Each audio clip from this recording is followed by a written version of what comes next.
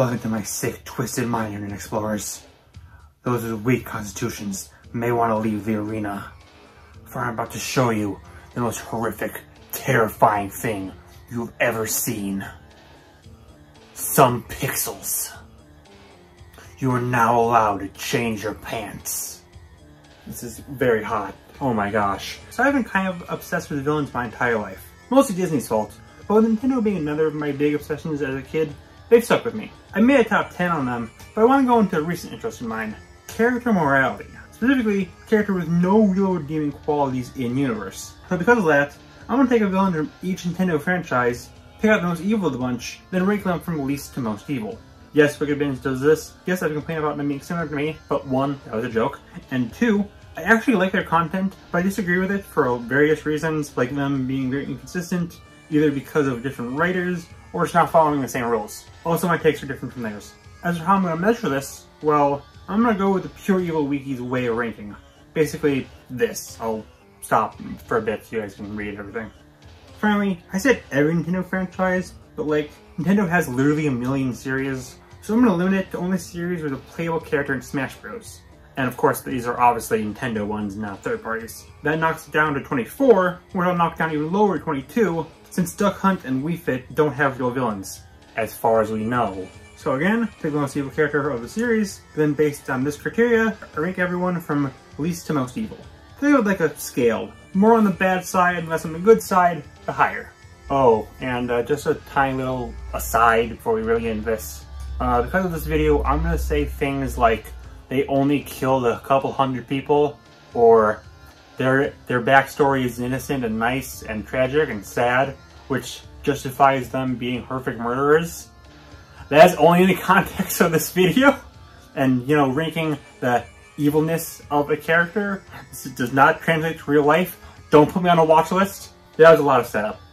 Let's see who the most evil set pixels are. Please save Ice Bear. I mean, we gotta start somewhere. Listen, I don't know what to say here. It's just a polar bear, but like, he seems the most aggressive and, heck, sentient enemy in the game. I don't have much to say here. Ice Bear is moving on now. Mr. Sandman, lend me a sand. Okay, so this may seem like a weird pick for Punch-Out, but hear me out. Mr. Sandman isn't that bad of a dude, all things considered. He's a boxer, and instead of being in Punch-Out, which is where logic goes to die, he's actually the only character who doesn't break any rules. We all saw that video. Compared to someone like Aaron Ryan, he doesn't seem that bad. Well, first, Ryan is generally insane, don't say it. And second, well, Sandman is kind of a dick. He generally seems to just be an all-around rude dude. And, you know, destroyed the building. Probably damaging Coolio. That, plus he ratioed all the other boxers puts in here. But, like, it's not really that bad. He just needs some anger management. Yeah, if you're less evil than an Animal Crossing character, you're clearly a bigger waste of space than the rest of humanity. Red is the obvious pick from Animal Crossing rep.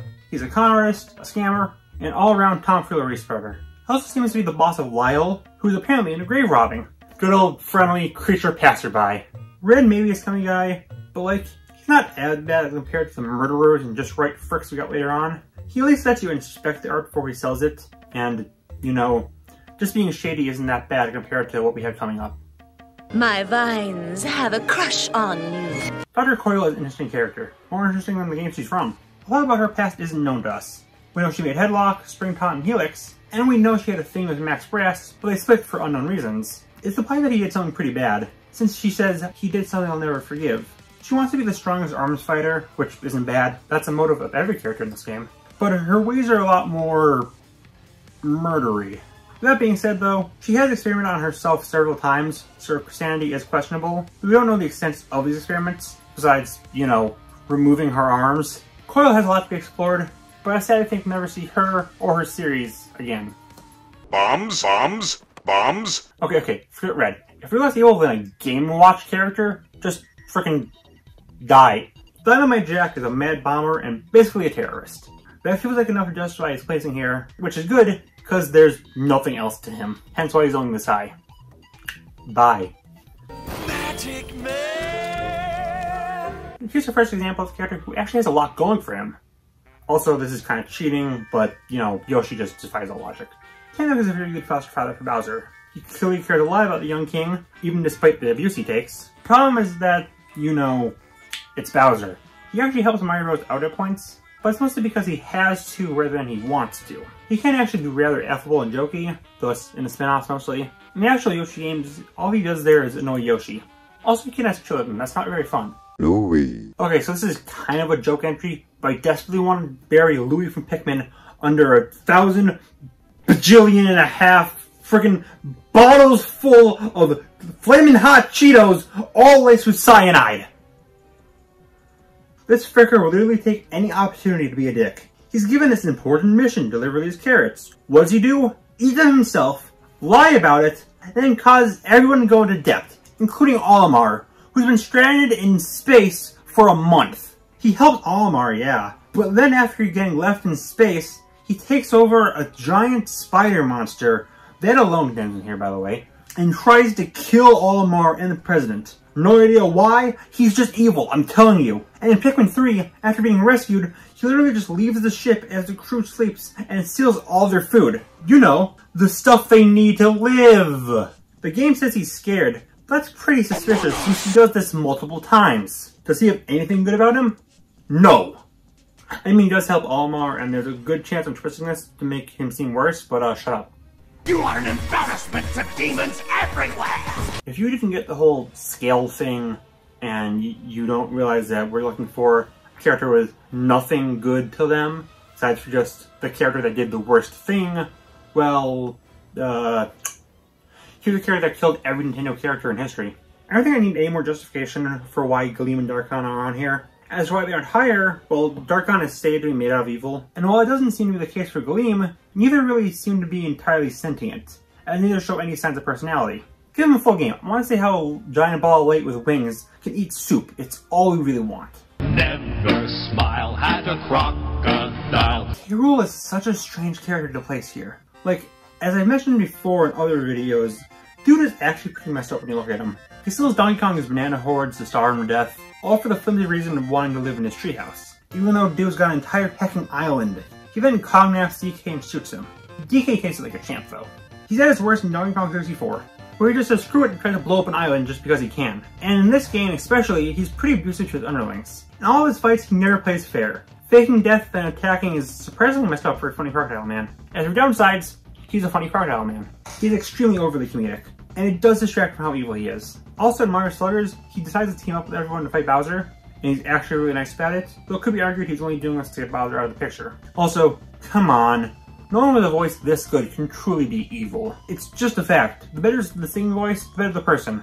It's the exact reason why I'll never sing in a video. It'll be incriminating evidence. To truly rise to the top of the kingdom, Peachette is gonna start tooting. How is a Wario character this high? Oh lordy lord, Tiramisu from a game I've never heard of. She's a demon still away after she, and I quote, tricked someone into starving his people and destroying his kingdom. That's kind of messed up for the funny Yellow Mustache Man game. She also tries to consume all the souls of everyone who's ever lived. Fun. Wario and Carpaccio aren't the best of people, but even they were horrified of her. The only hang-up is, well, freaking look at her. She isn't always taken seriously. But still, this is far worse than I was expecting from a Wario character. I was expecting the worst villain to be Purple Greed, to be honest.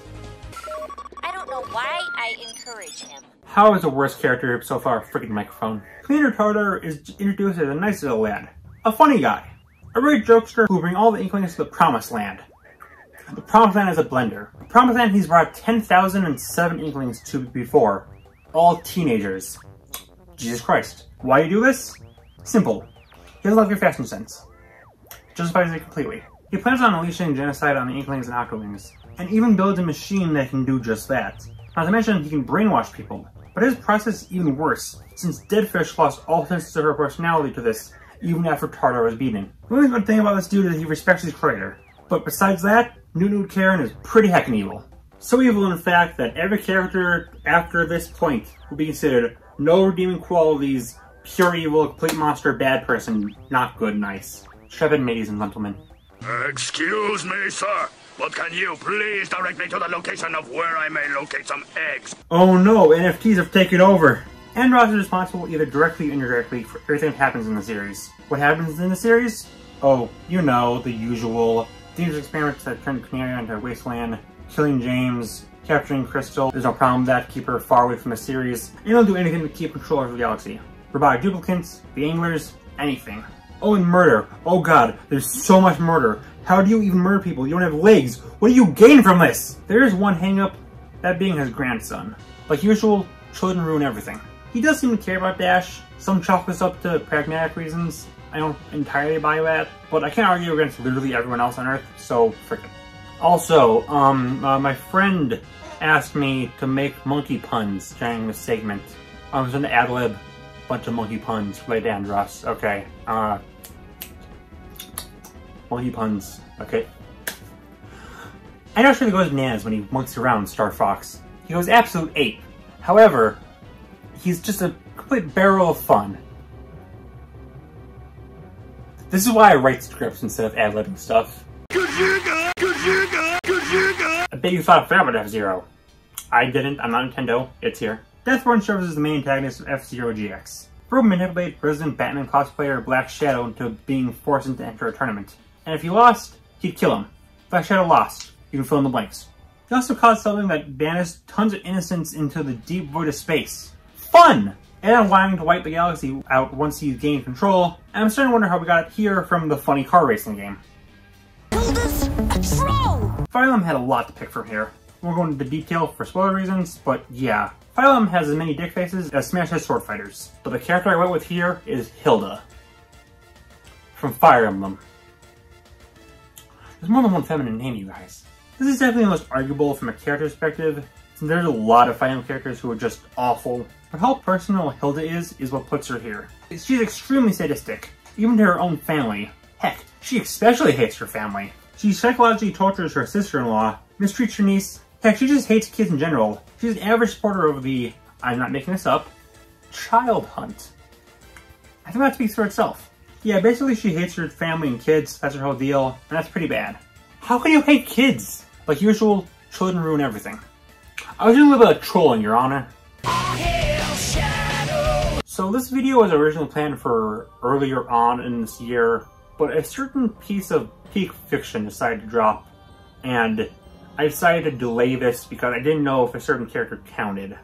And it turns out, yeah, they do. In other words, spoilers for Kirby Forgotten Land. Forgotten Land always felt off. Well, like most Kirby games, there was no real hint towards a greater evil.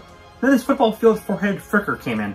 Tecto Furgo is a galactic conqueror and destroyer who claimed many lives before being imprisoned. Now stuck in a test tube, its hatred for all life never went away, causing it to both possess the beast back to do its bidding and connect several Waddle Dees. That alone just makes him the absolute worst, and uses them as slave labor. He then becomes Resident Evil, absorbing several people into himself, including Elflin, causing him to become whole and become Fecto Elfus.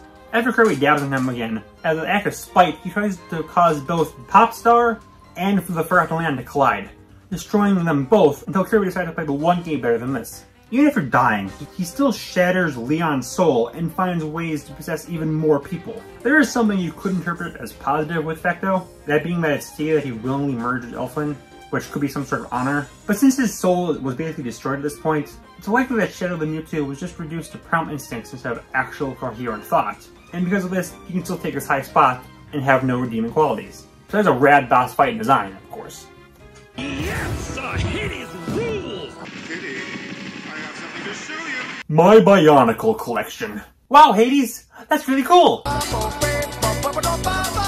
Hades was kind of the only real option for Kid Icarus. In the Kid Icarus universe, to make a new monster, you need 100 human souls. So Hades sees an opportunity. War. It never changes, and it's also Hades' plan to get souls. He tricks all of humanity into believing there's a magic seed that'll grant wishes. Considering there's a million enemies in this game, you can guess how it goes. He'll take any opportunity to mock Pit and Palutena, even when he's on their side doing the armor mark. Of course, he betrays them in the end, that's how he rolls. But the worst thing is his treatment of Medusa. He is reviving her against her own will, and forces her to be his puppet. When she finally turns against him, he nannies her hard. Now, there's probably the big elephant in the room. I said that being too comedic would be used against you, and Hades is arguably the most funny character in this entire game. Why does he get a pass, but K. Rool and Tiramisu don't? Well, the way this works is that if a character's humor is used to only entertain himself and the audience, as a way to show their sadistic nature, it's fine. If you choose against them, it makes them not be taken seriously, you would harm them. Hades is the former, hence, he gets this spot. Oh my god, I'm glowing! Why am I glowing? Xenoblade Chronicles 1 spoilers. Skip here. Zanza has a complicated backstory and lore, being the evil side of sorts of Klaus. He also a big spoiler of that whole murder all thing. He manipulates the Telethia to destroy the being of Balas, before then killing them. He murders a group of Palms, including Shulk's parents. He kills Manus to absorb the energy of Mechanis, really anything to retain its godhood. He does, however, have really good hair. Not into the pit! It burns! We all gotta start somewhere. Professional artists start by drawing Garfield porn, serial killers start with a single murder, and Ganondorf starts with a demise. Listen, I could go over how he sends monsters throughout Hyrule, or that he tries to kill Zelda, or that he's a rude boss to gear him, or that he plans to destroy the world, or that he forces us to fight this garbage 3 times, but that doesn't matter. What brings demise over all the other candidates is that he is the cause of the entire series. After his defeat, he curses Link and Zelda to always fight a reincarnation of his own hatred, which is Ganondorf. The reason behind every single Zelda game is because this guy was butthurt that he was dabbed on. That justifies his placement, I feel.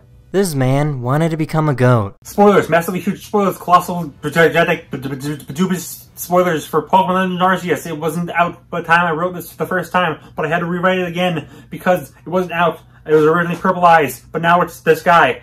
I think I bought enough time. Here's the guy, person, dude thing. Volo seems like a pretty cool dude at first. He's nice to the player and all, but that's just a facade. Underneath it all is a man who only craves destruction. He gets the player to collect all of Arceus' plates, and once he gets them, he turns around and is all like, lol, I'm evil, here's Satan! Volo's whole plan was to create the world in his image by using Giratina and subduing Arceus. He summons Giratina and just tells it to go ham and kill the player, who's a child, by the way, and also the rest of the world, just frick it. He's basically Cyrus, but with none of his good qualities. Even him backing down in the end isn't that good, since he still declares that he'll take them down soon enough. He may look like best girl, but he's far from Cynthia. Twitter doesn't know that though, and will keep suggesting the images of him, and it's making me question my sexuality more than I do normally. How can one be so evil yet so hot? Barney is a dinosaur. There are 2 constants in life. Really coming back in every single Metroid game despite dying, and me making a joke that really comes back in every single Metroid game despite dying. Really may look like a big old space Barney, but he's actually really intelligent. He's cruel, sadistic, and also eats mothers. Okay, so he isn't all bad. Not only that, but he kills Grey Voice too, who's sort of like Samus's adoptive father. For that, he of course massacred everyone in K2L, including the previously mentioned parents of Samus. You might notice that a lot of this comes from the manga, not the games. I'm focusing only on games. If I didn't, NME would have been here for Curry Rep, and there's like a billion options for Pokemon. But the Metroid manga is canon to the games, so it's allowed. If you want a game-exclusive war crime, how about the time where he slaughters all the scientists on the Ceres space colony, kidnaps baby Metroid, then just waits for Samus to arrive, just to mock her. Now that we never have to talk about this mutated space Randall ever again. We live in a society. While King Boo was very close to taking the spot, I had to go with my pick for the best Nintendo villain, Dimentio. He may crack a few jokes and look like that one character the internet is obsessed with, but behind that smile is a complete monster. Ever since he was first introduced, it was made clear that he's got ulterior motives. It seems to imply that he wrote Dark Pronosticus, the book that caused the whole problem of the game in the first place. Dimentio is also unaware what personal space means, since he invaded heads of everyone. Fractale, Ochunks, Luigi, no boundaries. He's fully aware that Tippy is Tiffany, and uses this against Black to make him emotionally weaker. There's also him sending all the heroes to Underworld. People say that he killed them, that's not the actual case, he just teleported them there. But still, that's pretty bad. But of course, this leads us to his goal, to destroy the multiverse and recreate it in his own image. And unlike a lot of other characters with this goal, he gets dangerously close to achieving it, as he's strong enough to do it thanks to the Chaos Heart and possessing Luigi. The only question is, who could possibly be worse than Dimentio? Well, I can think of one character, and here he is. That's all, folks. It was a huge toss-up between this guy and Dimentio. In the end, though, I give it to this dude. Too bad I want to hit him with a steamroller. Oh, Porky, how I despise you so. Please stop making me talk about this guy. Also, is it Porky or Pokey? Kirker doesn't deserve me looking that up. Even at the start, he was a dick, being rude to Ness and using him as a shield, but then it goes overboard quickly. He actually starts out as kind of comedic, but this is dropped by the end of the game. He ends up with the guy you guys as arguably the mastermind here. Sadly, we don't take him out in this game, which leads us to Mother 3. What doesn't Porky do in Mother 3? He starts an army to take over Nowhere Island, and also starts experimenting on animals. One that he experiments on becomes Mecha Drago, who kills Hinawa and Klaus, causing him to be indirectly responsible for their deaths. He later mocks Lucas over it. But the thing is, Klaus isn't dead. Porky finds him, kidnaps him, then brainwashes and tortures him into becoming his lackey. We don't know what exactly he did to make him do this. But considering that the literal second Klaus breaks free from the brainwashing, he kills himself, I think it's a safe bet to say that it was pretty bad. But what really puts him at the top spot is his goal. He plans to use Klaus to pull the final needle, summoning the Dark Dragon to destroy the world. Porky would be the only one to survive this since he's immortal. And you know what? He did it. No, it wasn't Klaus who did it. The needle was pulled, the dragon was summoned, and the world was destroyed. Yes, Lucas can't talk to everyone in the end, but I don't really think that's canon, and if it is, well, everyone's in a void. Listen, it's debatable what happened here, but the fact is that the world was destroyed, and Porky is still fine. He's in his capital unable to escape, yes, but he's still out there, laughing it up and everyone else dies. He's over 1,000 years old in this game. Supervising him wouldn't count as child abuse. And there we go, ladies and gentlemen. Another look at the sick, deteriorating mental state of yours truly. I'm gonna go to Olive Garden now.